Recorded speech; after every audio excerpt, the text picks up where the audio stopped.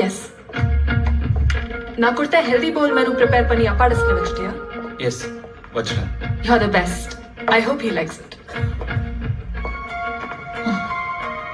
இன்னும் 15 daysல கல்யாணம். Are you excited?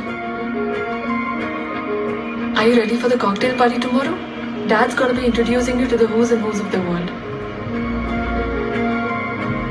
Why are you being nervous? I'll take care of everything, okay? I love you. I love you. Okay, now go. Appa is waiting, okay?